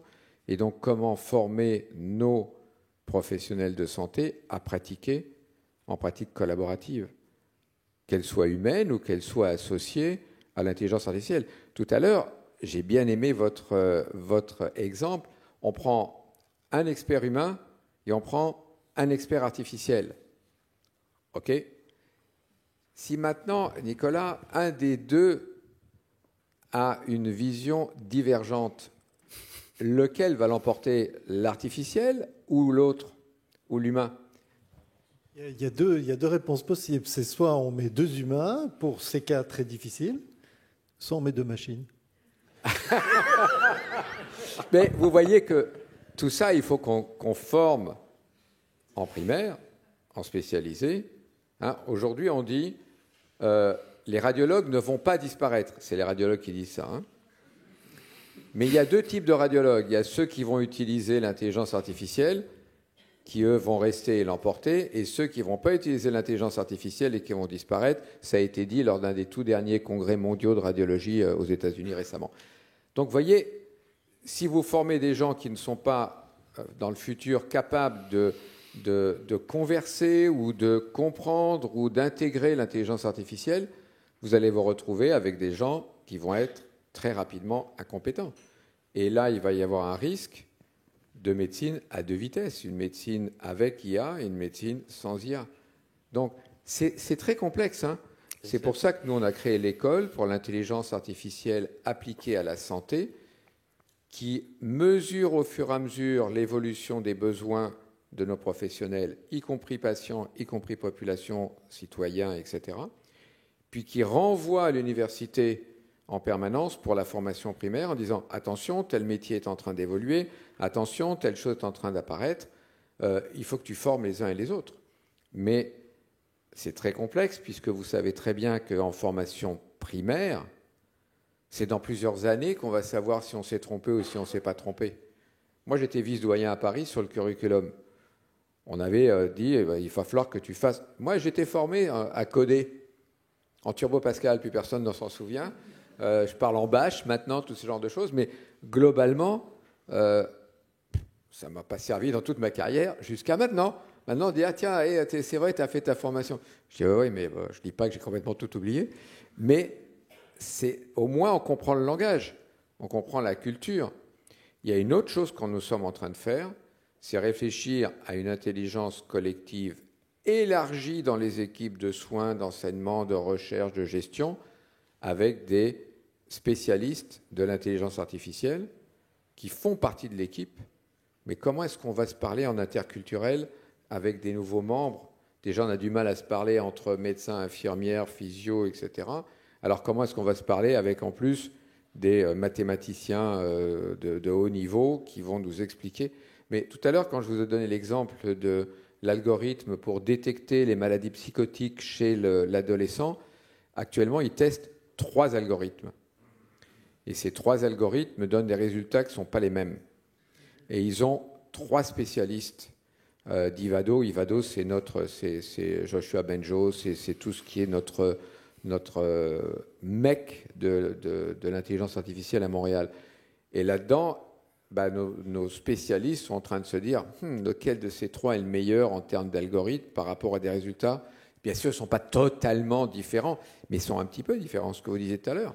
Il y en a un qui va dire c'est pathologique, l'autre va dire c'est pas pathologique, c'est bénin, c'est malin. Là, il va dire tiens, il y a un risque de maladie psychotique, ou l'autre de comportement psychotique. C'est pas rien comme différence. Hein. Pardon ? C'est pas rien comme différence. Mais non, c'est pas rien. Donc, lequel des 3 algorithmes tu vas prendre ? Donc, si tu n'as pas dans ton équipe de spécialistes, ce qu'eux on recherche, mais les mettre dans les soins, alors en termes de dépenses de santé, si vous vous rendez compte que dans chaque équipe, vous devez rajouter 1 ou 2 data scientists au prix qu'ils nous font payer, parce qu'ils sont beaucoup plus chers que les médecins et les infirmières, je ne suis pas sûr que ça va être bon pour l'efficience du système de santé. Olivier et Nicolas, vous vouliez rajouter quelque chose sur ces questions de formation, où je vous pose une dernière question avant de passer la parole au public. Une question que vous devez vous aussi vous poser. Est-ce que vous pensez que l'intelligence artificielle dès aujourd'hui, et en tout cas demain, peut être une des solutions à ce problème considérable qu'on rencontre en France, mais dans beaucoup d'autres pays, qui est le problème des déserts médicaux? Est-ce que l'intelligence artificielle pourra aider et comment à remédier à cette situation? Nicolas Ayache. Oui, justement, je pensais à... Je pars jeudi en Chine. Et la Chine est confrontée à ce problème de manière absolument extraordinaire. C'est-à-dire qu'il y a une partie de la population qui a maintenant accès aux soins, notamment à l'imagerie médicale, qui a augmenté de façon spectaculaire au cours de ces dernières années, et il n'y a juste pas les médecins pour s'en occuper. Et donc, la conférence qu'on organise chaque année dans un pays ou un continent différent, là, cette année, elle est en Chine et il y a une audience qui est multipliée de manière extraordinaire. Et en Chine, il y a un effort très, très important qui est fait pour le développement d'outils d'intelligence artificielle, parfois sans s'encombrer de réglementations aussi strictes que ce qu'on peut avoir en Europe ou en Occident. Vous souriez. Et oui, parce qu'il y a des difficultés tout à fait légitimes, qu'on comprend parfaitement du côté de la recherche, à utiliser des données de santé qui sont des données sensibles. Mais il faut aussi, en Occident, qu'on soit capable de donner aux chercheurs les bases de données dont ils ont besoin, en prenant toutes les précautions nécessaires, en les anonymisant, etc., mais pour qu'ils puissent développer des outils de recherche et qu'on puisse avoir des nouveaux produits qui sont développés, par exemple en France, et pas uniquement en Asie, par exemple. Alors pour les déserts médicaux en France, bien sûr, on voit bien que si on a la possibilité d'avoir accès à des outils qui font un premier diagnostic, qui orientent les patients vers les bons médecins, qui utilisent également éventuellement des outils de télémédecine pour faire appel à des médecins qui sont éloignés, eh bien oui, l'intelligence artificielle va certainement apporter... Vous pouvez nous donner un ou deux exemples qu'on comprenne bien en pratique comment ça peut se passer? Je pense qu'on peut demander des exemples précis à mes collaborateurs, à mes co... Avec plaisir, je suis très heureux de collaborer. Écoutez, moi je crois que là, ce que vient de dire Nicolas est tout à fait vrai. L'intelligence artificielle peut aider dans ce que, Franck, tu appelles les déserts médicaux. En fait, la population, à peu près partout dans le monde, a toujours 3 préoccupations. La première, c'est l'accès ou l'accessibilité. La deuxième, c'est la coordination des soins, parce que la plupart du temps, elles sont morcelées, on n'arrive pas à avoir une continuité et une intelligence collective tout au long de la trajectoire de soins. Et le troisième, c'est l'équité, en particulier régionale, dans les endroits qui sont un peu désertifiés en termes de médecins. Là, l'intelligence artificielle, dans l'analyse des données et la prise de décision, va permettre certaines avancées à condition qu'elles soient couplées à d'autres éléments structurants. En particulier, la télémédecine ou la télésanté sont des éléments structurants parce qu'ils permettent d'avoir à distance des soins permettant d'améliorer l'accessibilité, la coordination des soins et l'équité. On peut donc avoir, tout à l'heure on citait par exemple la rétinopathie diabétique, avec la prise par un téléphone cellulaire un peu intelligent de votre fond d'œil sans dilater. C'est-à-dire que n'importe qui est capable, avec un téléphone intelligent et un appareil photo, de regarder et d'avoir directement le fond d'œil qui va être analysé par intelligence artificielle. Donc vous voyez que dans ces cas-là, ça peut même être chez vous à domicile. C'est-à-dire qu'il faut qu'il y ait quelqu'un qui vienne à domicile. Non, tu peux le prendre toi-même. Ah. C'est pareil pour des objets connectés, parce que dans l'intelligence artificielle, les objets connectés peuvent être un élément important. Par exemple, une personne avec des troubles du comportement, des troubles du neurodéveloppement, une maladie épileptique, peut être suivie à distance par intelligence artificielle, incluant l'analyse de ses signaux. Il peut par exemple porter un casque chez lui à domicile pour détecter des crises d'épilepsie, ou il peut avoir avec reconnaissance faciale la détection d'une crise d'épilepsie. Et chez nous, quand le patient sort de son évaluation hospitalière, il rentre chez lui avec ce genre d'outils. Pareil pour un diabète, pareil, tous ces objets connectés, plus une plateforme de télémédecine, peut donner accès en termes d'accessibilité et d'équité régionale à des soins de très haut niveau. En plus, on peut avoir, on appelle ça le programme ECHO, qui vient des États-Unis, une formation par mise en situation et mentorat de première ligne, enfin de médecins ou d'infirmières, voire même d'aidants naturels dans la famille, pour pouvoir transférer à distance les connaissances permettant de prendre en charge. Ce sont des programmes actuellement développés. Donc ils rentrent dans une stratégie. Le problème de l'intelligence artificielle toute seule ne va pas d'un seul coup devenir une espèce de miracle. Maintenant, si on la rentre dans une stratégie de déploiement de télésanté sur le territoire, nous, il ne faut pas oublier qu'on a la taille, c'est 4 fois et demi la France, et le nombre d'habitants, c'est 8 millions. Donc vous comprenez qu'il y a des tas de zones où il n'y a pas de médecins, parce que d'abord c'est trop loin, puis il n'y a pas assez de travail pour les maintenir, même en termes de compétences. Donc c'est pour nous vital de pouvoir développer de l'accès à distance, de la télémédecine, de la télésanté. Maintenant, aujourd'hui, l'intelligence artificielle, à condition qu'on déploie bien toute l'Internet haute vitesse, la 5G, etc., va nous permettre d'aller encore plus loin. On peut avoir, par exemple, dans le cadre de la santé mentale, la détection à distance de troubles de l'humeur, simplement. Vous savez, quand vous appelez votre conjoint, votre maman, votre enfant, vous savez tout de suite au téléphone, oula, il n'est pas en forme, il est déprimé, il est malade, il ne va pas bien. Maintenant, avec Alexa, par exemple, capable de nous envoyer sur notre hub en disant « Eh oh, là, le malade, il est déprimé, il va se suicider, il faut que tu lui envoies quelque chose. » Donc, on a tout ça actuellement. Oui, mais je vous rappelle, 8 millions, 4 fois et demi la taille de la France. Donc à part Montréal, Québec et puis quelques autres grandes villes, Sherbrooke, etc., le reste c'est désert, quoi.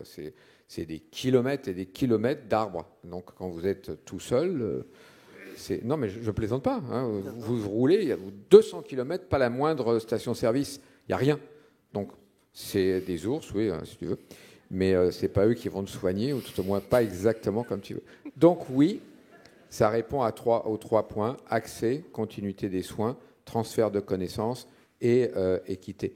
Mais ce n'est pas que l'intelligence artificielle, c'est inscrit dans une démarche structurelle organisationnelle. On a bien compris. Olivier Claes, vous voulez ajouter quelque chose? Excusez-moi, souvent on répète, nous, parce que tu sais, les Québécois, on n'est pas trop intelligents, alors on se répète. Excusez-moi, j'avais oublié que j'étais en France. Vous êtes tellement brillant ici que vous comprenez tout de suite. Excusez. Olivier. Excusez. Je vais prendre mon côté québécois, je vais répéter une partie de ce qui a été dit, mais alors on projette beaucoup d'images là dans le futur avec l'intelligence artificielle, mais il faut comprendre qu'en fait ce qui a été dit est vrai, c'est que ça dépend aussi de la structuration du système de santé au niveau numérique. Que c'est un peu le bazar en France en ce moment sur le numérique, hérité du passé, et qu'on est aujourd'hui, on a pris les décisions pour reconstruire les fondations de ce système numérique. Et c'est des choses assez basiques finalement. C'est quand on échange une image d'un point A à un point B, c'est quoi le format, c'est quoi le tuyau qu'on utilise. C'est des choses qu'on n'a pas beaucoup discutées jusqu'à maintenant. Où est-ce qu'on stocke la donnée, comment on fait pour garantir qu'on y accède dans les meilleures conditions de sécurité, comment on identifie les patients. Ça peut paraître vraiment très bête, mais pendant très longtemps, on n'a pas eu le droit d'utiliser un numéro unique. Donc on est en ce moment en train de reposer les fondations d'un système numérique qui vont permettre de faire tout ce qu'on a mentionné avant. C'est pas très sexy de parler de ces sujets, les formats de données, les échanges, la plateforme au milieu. Bah oui, mais si on le fait pas, on n'y arrivera pas. Et donc, c'est ce qu'on essaye de faire. Il y a une grosse communication qui est faite aujourd'hui par la mission Ma Santé 2022 et le ministère de la Santé, justement pour communiquer sur la nécessité de refonder ce système pour pouvoir demain avoir les bases de données dont tu parlais, Nicolas, pour pouvoir demain déployer les technologies, parce que les technologies, elles ont besoin de la 5G, mais elles ont aussi besoin de ce travail de normalisation, de sécurité qu'on n'a pas bien fait. Qui veut poser des questions? Ouh là là. Stéphanie, avec ton micro. Voilà. Bonjour. Je voudrais revenir un petit peu sur la problématique d'homologation, je crois, qui a été soulevée par M. Ayache. Bon, je vous dis tout de suite, je ne suis absolument pas dans le milieu de la médecine. Par contre, je suis actuellement en retraite, mais j'ai travaillé dans un domaine qui avait ce problème d'homologation de manière extrêmement pointue, c'est l'aéronautique. En aéronautique, on a une démarche qui est nécessaire, dite de certification.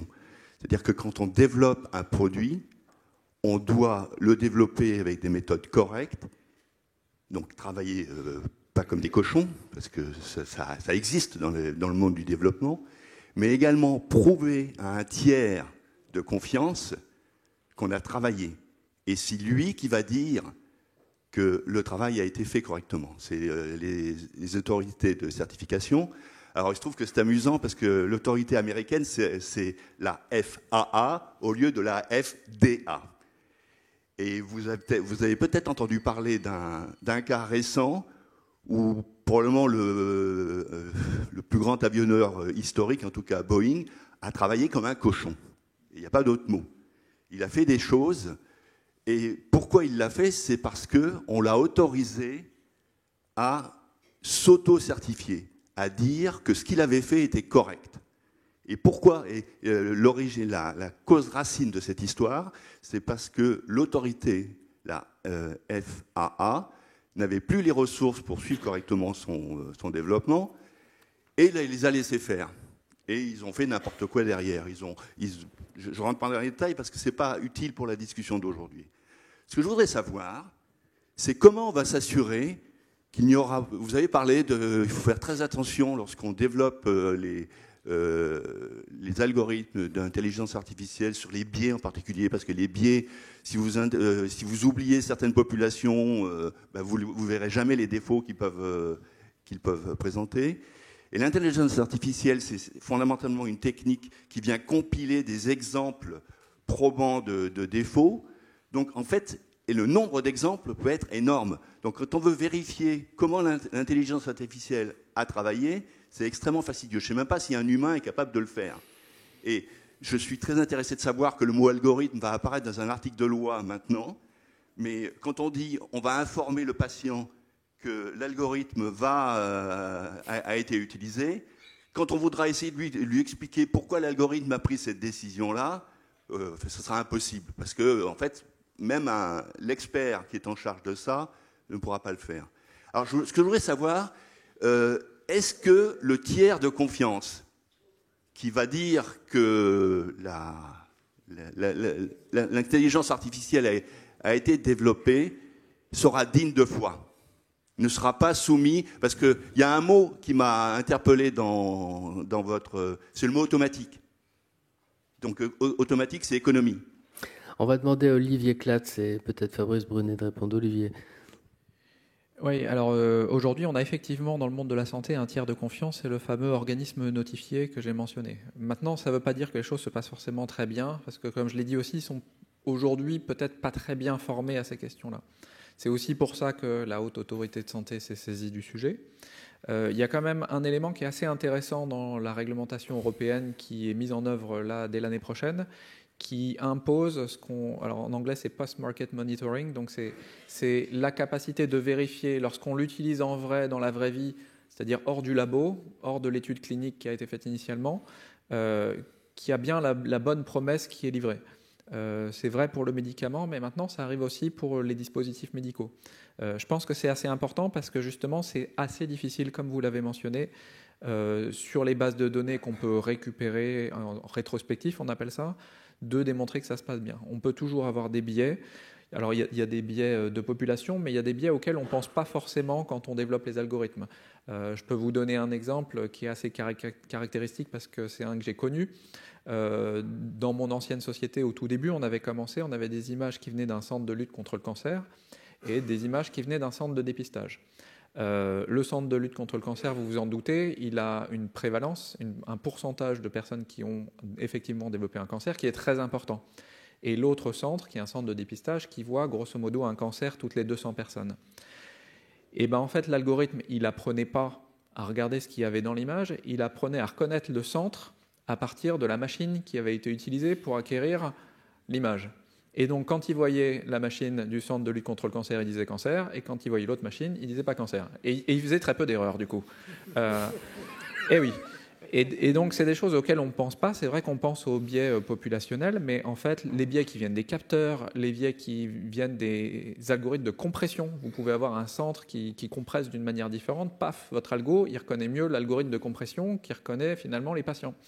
Donc, tout ça sont des choses qui sont assez difficiles au laboratoire ou pendant les phases de développement de garantir 100%. Et c'est pour ça que je trouve que cette démarche qui va vers plus d'observation des résultats en vie réelle, les Américains font la même chose par ailleurs, je trouve que c'est une bonne démarche, avec évidemment tous les drapeaux qu'on peut lever dès qu'il y a un comportement divergent qui peut être observé. Donc je pense que c'est la meilleure garantie qu'on ait, c'est que quand c'est déployé sur le terrain, maintenant, il y a obligation de vérifier que ça rend bien le service attendu, exactement. Très brièvement, il y a le côté certification et puis il y a l'utilisation. On peut avoir quelque chose qui est certifié, de très bonne qualité, mais qui dans l'application, c'est un peu ce que Olivier vient de dire, c'est-à-dire que dans l'application, ça ne va pas répondre à ce qu'on attend. Et c'est là où il y a la grande difficulté, parce qu'on peut, puis Santé Canada, quand il va maintenant, ou comme la FDA, dire cet algorithme peut être utilisé, la façon dont il va être utilisé, lui, c'est pas son problème. Il va vérifier la qualité de l'algorithme. Dernier point, si l'algorithme est biaisé, l'être humain, dans la décision qu'il a prise avant, soit pour enseigner la machine, soit pour enseigner la machine à partir des résultats de son interaction avec un patient, est lui-même biaisé. On était avec Aurélie Jean, qui est une chercheuse ici et une développeuse d'intelligence artificielle française et américaine. Ça a été sa conférence la semaine dernière. C'est ça, c'est-à-dire si l'algorithme est biaisé, l'être humain est biaisé. comment est-ce que nous allons recorriger par rapport à cette certification qui va être faite par ceux qui, justement, ont fait l'algorithme, qui eux-mêmes sont biaisés? Alors, il y avait des questions. Oh. Oui, François Amiot. J'ai une question sur l'élaboration des données, puisqu'il faut une très grande quantité de données pour arriver à cette intelligence artificielle en médecine. Mais comment s'élaborer les données et quel est le rôle du consommateur ou du patient, si vous voulez? Quand je vais chez un laboratoire d'analyse médicale ou chez un radiologue, qu'est-ce qu'il fait de mes données? Est-ce qu'il les envoie à mon insu quelque part et je ne sais pas où? Ou alors, autre question, si je mets sur mon ordinateur ou sur mon portable toutes ces indications, puisqu'aussi bien récemment j'ai reçu du laboratoire d'analyse médicale sur mon ordinateur les analyses, est-ce que Google ne va pas me piquer ces analyses pour ensuite vous les donner? Voilà. Nicolas Ayache. Oui, je peux vous dire un mot sur... là, par exemple, du point de vue du chercheur, on est en train de développer avec l'AP-HP, donc l'ensemble des hôpitaux de la région parisienne, des méthodes pour essayer de, par exemple, à partir des échographies abdominales, obtenir automatiquement la caractérisation d'anomalies sur certains organes, ou bien à partir d'images de médecine nucléaire du corps entier, de détecter aussi automatiquement des anomalies. On a un troisième projet aussi pour détecter, dans le cas du cancer de la prostate, à partir de l'IRM, de faire un diagnostic beaucoup plus précis que ce qu'on fait actuellement. Donc on est dans la phase où on essaye de collecter suffisamment de données pour entraîner des algorithmes d'intelligence artificielle. Et toutes les précautions sont prises. Déjà, donc, les patients, pour qu'ils puissent fournir leurs images, ils doivent donner leur consentement au fait qu'on va utiliser leurs images. Et ensuite, il y a toute une procédure pour s'assurer que les images soit sont utilisées sur place dans des sites sécurisés dont on ne peut pas faire sortir les informations sensibles, ou alors si on a besoin d'un sous-ensemble de ces images pour pré-entraîner des algorithmes, par exemple à l'extérieur de la PHP, pour qu'on ne puisse pas remonter à la connaissance des patients dont on utilise les images. Donc du point de vue du chercheur, je peux vous dire qu'il y a tout un ensemble de précautions qui sont prises, à la fois pour que les patients soient informés et d'autre part pour qu'on protège bien les données qu'ils ont confiées à la recherche. Olivier ? Ouais, je vais apporter un complément d'information. Il y a plusieurs lois qui protègent l'usage de ces données. La RGPD, qui normalement dit qu'on n'a pas le droit de faire autre chose avec les données que ce qui vous a été décrit. Donc je ne peux pas vous garantir que Google ne fasse pas ce que vous avez dit avec les données, mais a priori, il n'en a pas le droit, en tout cas, s'il ne vous a pas informé. Donc ça, c'est le premier point. Maintenant, est-ce que vous lisez les 50 pages du texte de Google? Moi, je ne les ai jamais lus. Donc il y a la RGPD. Le deuxième, c'est ce qu'a mentionné Nicolas. Aujourd'hui, les données de santé, il y a un cadre assez précis pour le stockage de ces données, qui est l'hébergement de données de santé, qui est devenu une certification maintenant. Et les hébergeurs qui sont agréés s'engagent en particulier donc, à la fois à respecter cette non-diffusion évidemment des données, mais aussi à des niveaux de sécurité qui vont au-delà des niveaux de sécurité classiques. Pour finir, dans la démarche que je vous ai mentionnée, les actions qui vont arriver dans les 2 années qui viennent, va y avoir des campagnes de communication. Alors que ce soit sur l'ouverture plus importante du dossier médical partagé, que ce soit sur l'ouverture de l'espace numérique de santé, que ce soit sur la plateforme des données de santé dont on a parlé, tout ça va se faire en transparence et avec la possibilité d'exercer son droit d'opposition sur l'ensemble de ces actions. Je pense qu'il y a ça fait partie de cette confiance, je reviens encore à ce mot-clé, ça fait partie de cette confiance et de, quelque part, ce contrat qu'il y a entre les pouvoirs publics et les citoyens, d'expliquer ce qu'on fait et finement, et de proposer cette capacité à s'opposer ou à donner son accord. Et donc il y a vraiment aujourd'hui cette volonté d'être en transparence. Les associations de patients sont engagées dans les campagnes de communication, jusqu'à même la forme que ça va prendre. Donc, ils participent aussi à faire le petit film d'information avec les pouvoirs publics pour pouvoir passer les bons messages et que toute la population soit bien informée sur ce qui est fait. Donc il y a cette volonté, je peux vous le dire, je peux vous le garantir, on est vraiment très proche des associations de patients pour garantir que cette transparence, elle est là. Fabrice, 12 secondes parce qu'il y a plein de questions. 12 secondes, c'est très clair. Ça dépend où, quand et comment vous donnez vos données. Google, etc. Un, vous lisez pas, vous dites oui, on accepte. Deux, c'est pas sous la législation au niveau des différents pays, c'est l'américaine. Si vous donnez à Huawei, de l'autre côté, côté chinois, pas de problème, ça va être utilisé. Donc, première chose, non, mais soyons bien clairs là. J'adhère, nous avons créé la charte de l'IA responsable de Montréal, on a adhéré, tout le monde. Puis il y a une chose que peut-être on n'a pas encore dit, mais globalement, nos hôpitaux sont attaqués tous les jours en cybersécurité. Tous les jours, tous les jours, tous les jours. Nos bases de données ne sont pas du tout protégées, même dans nos clouds privés, même dans nos bunkers, même dans notre data lake avec machin, etc. Nous faisons en ce moment tous les jours des tests par des hackers pour voir s'ils peuvent rentrer chez nous et ils rentrent à chaque fois. Donc, non, mais soyons bien clairs. Il faut que nous ayons des lois, il faut que nous nous protégions parce que c'est une guerre des données que nous n'allons pas vendre, nous. Et Google va les vendre, les autres vont les vendre, mais nous, on ne va pas les vendre. Mais ceci étant, on va être attaqué. Et quand on est pénétré sur nos bases de données, tout part. Monsieur... Oui, on va essayer de satisfaire tout le monde. Allez-y, monsieur. Jean-Daniel Reynord, je suis professeur de santé publique à Genève.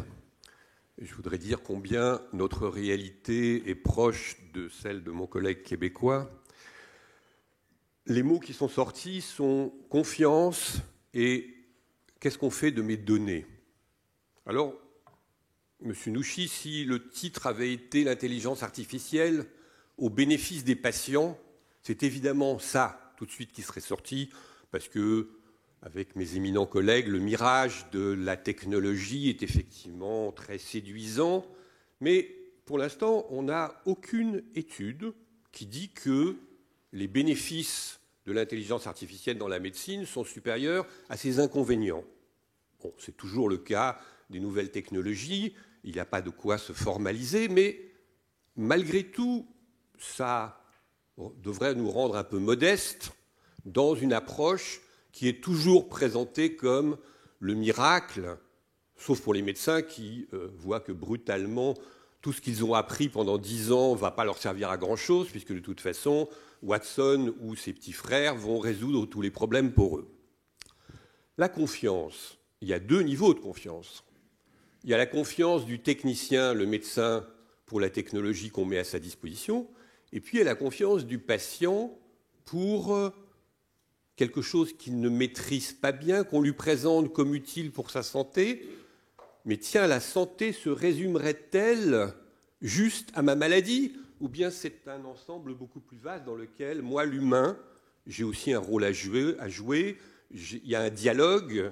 Et donc, la confiance dans cette ville de Genève ultra informatisée, Paris à côté, c'est le Moyen-Âge, on se rapproche beaucoup plus de Toronto,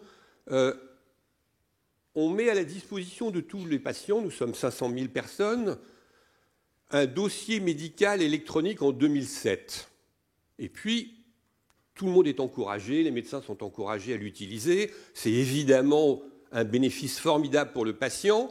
Et pourtant, nous sommes en 2019, et après un certain nombre de campagnes, il n'y a que 40 000 patients et 247 médecins qui se sont mis dans le système.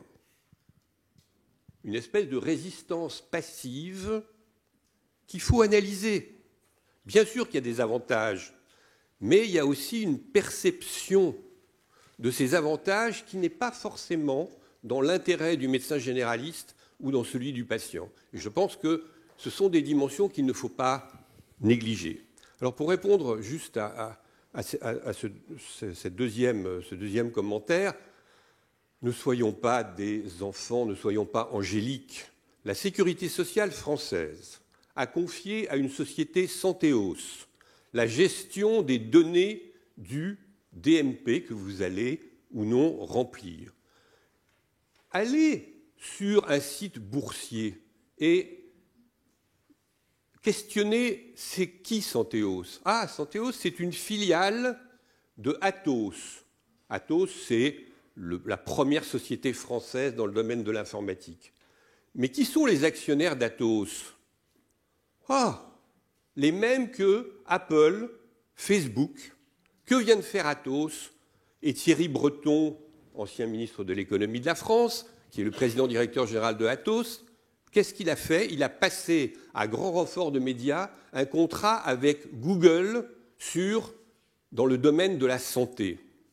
Mais vos données, de toute façon, c'est ce que vous faites tous les jours avec votre téléphone portable, mais vos données médicales, elles seront à la disposition de tous ceux qui voudront bien les chercher.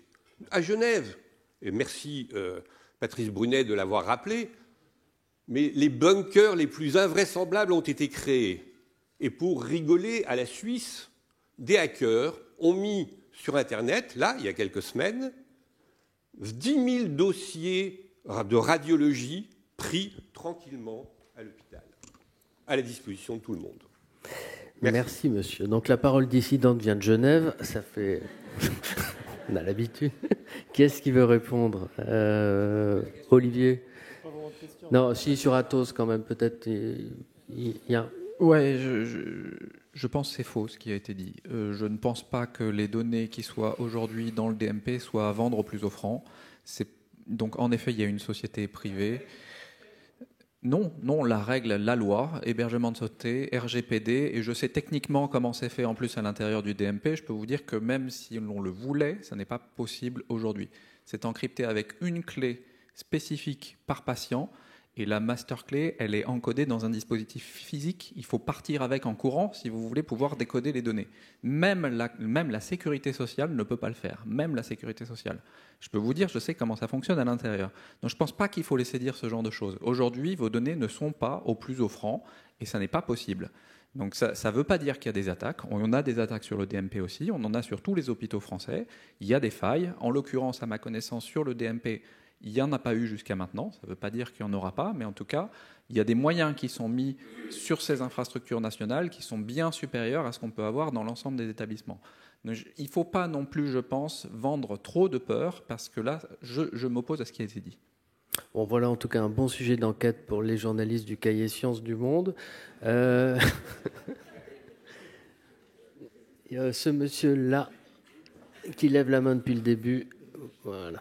Oui, je suis médecin endocrinologue. Mes questions sont peut-être plus terre à terre.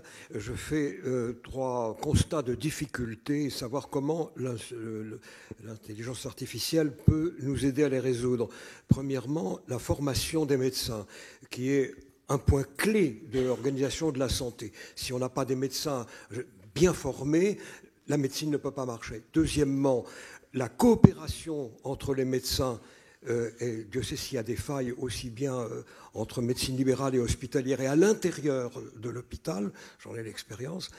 Et puis, troisièmement, difficulté d'harmoniser pour le médecin les recommandations fondées sur l'evidence-based medicine et la personnalisation sur laquelle on insiste à l'heure actuelle. Comment l'intelligence artificielle peut aider dans les facultés de médecine à la formation, pas simplement à la formation à l'intelligence, mais à la formation d'apprentissage du métier, d'apprentissage de la clinique, de la prise de décision, etc. Comment est-ce qu'elle peut aider à la coopération entre les médecins et comment est-ce qu'elle peut aider le médecin face à des recommandations à personnaliser son abord du patient.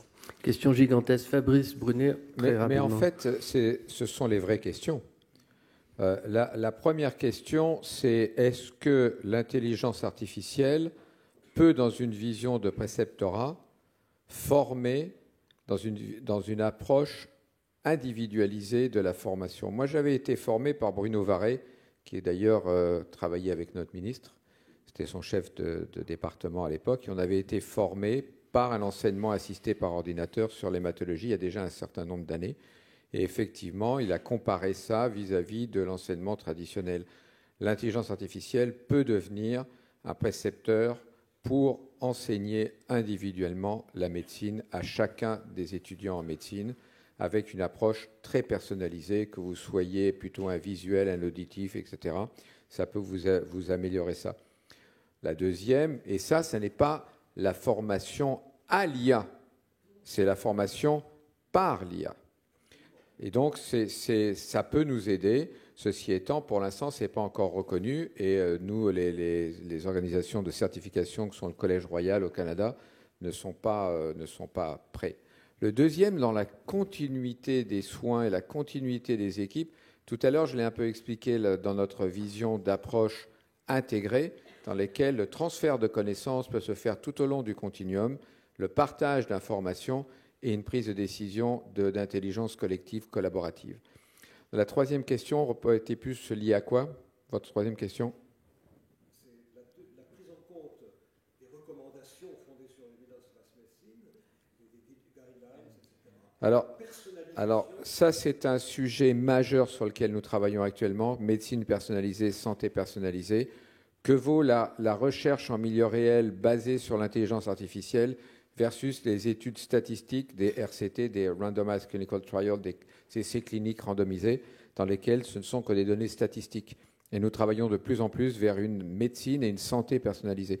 Parce que tout à l'heure, on l'a abordé, notre ami de Genève nous l'a aussi décrit, nous travaillons maintenant sur la santé personnalisée. Dans nos villes intelligentes et bienveillantes et nos maisons de personnes âgées, etc., nous travaillons sur une approche individuelle de la santé, détection des maladies, prévention, puis ensuite prise en charge très rapide des maladies et retour en santé dans une vision. Donc l'intelligence artificielle nous permet, mais pas toute seule. Elle est associée à un ensemble d'éléments. Comme tout à l'heure, ça a été très bien dit, ça ne peut pas se faire en dehors d'une repensée complète du système de santé, l'IA étant un des facteurs modifiants. Qui veut poser une dernière question? Ce sera une dame. Parce que je me rends compte qu'il n'y a que des hommes qui posent des questions ici. Pardon, je ne vous ai pas vu. Voilà. Madame. Attendez, on va vous faire passer un micro.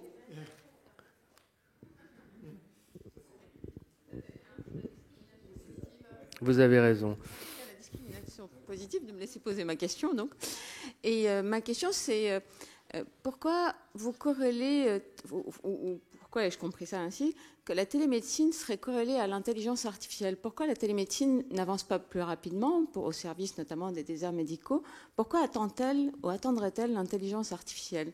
Ça fait 30 ans qu'on parle, même plus, de télémédecine, et on en voit très peu d'applications, où je ne les vois pas, alors que l'intelligence artificielle semble l'emporter. Pourquoi y aurait-il une corrélation? Parce qu'en fait, la télémédecine, comme vous dites, ça fait longtemps. Moi, j'étais à l'époque un des conseillers du ministère de la Santé de l'époque, avant que je quitte, sur la télémédecine, et on avait fait énormément de rapports. Le problème, c'est que c'était technologie dépendant. On avait beaucoup de mal sur le plan technologique à déployer la télémédecine. C'était lourd, les machines devenaient obsolètes rapidement. Avec les nouveaux outils qui sont dérivés de l'intelligence artificielle, on est capable d'aller vers une médecine ou une santé personnalisée, individualisée, parce que vous allez recueillir des données qui sont des données qu'on ne pouvait pas traiter autrefois. Il fallait aller dans un endroit précis, etc. Là, en fait, c'est tout ce qu'on appelle la santé mobile, incluant maintenant de plus en plus d'intelligence artificielle, qui nous a permis de faire ça. Puis avant, dans l'exemple que je donnais tout à l'heure, est-ce qu'une modification de votre voix peut témoigner ou non d'un problème de dépression? Vous comprenez qu'à l'époque, on ne l'avait pas, ça. Donc, effectivement, on a été dominé à un moment par la technologie qui était lourde, qui était rapidement obsolète et qui était incomplète, alors qu'aujourd'hui, vous avez accès partout grâce à la santé mobile couplée à l'intelligence artificielle. Excuse-moi, je me répète un petit peu. Le mot de la fin reviendra à Nicolas Ayache. Oui, ben moi je voudrais juste terminer sur une note positive, parce que comme chaque fois qu'il y a une nouvelle avancée scientifique, une nouvelle technologie, Il y a bien sûr des dangers, et on a entendu certaines inquiétudes légitimes, en fait, de la part de tout le monde. Mais il y a aussi d'immenses bénéfices qui peuvent profiter à tout le monde, à tous les patients que nous sommes un jour ou l'autre, à la santé de manière générale. Et je pense que de manière raisonnée, en faisant en sorte qu'il y ait la confiance, en faisant en sorte qu'il y ait les garde-fous nécessaires pour que ces technologies n'entraînent pas de choses dangereuses, eh bien, on puisse bénéficier en fait de toutes ces nouvelles avancées. Merci beaucoup. En tout cas, j'ai une conviction, c'est qu'il faudra organiser beaucoup d'autres débats sur ces questions. C'est passionnant. Merci 1000 fois et passez une bonne journée.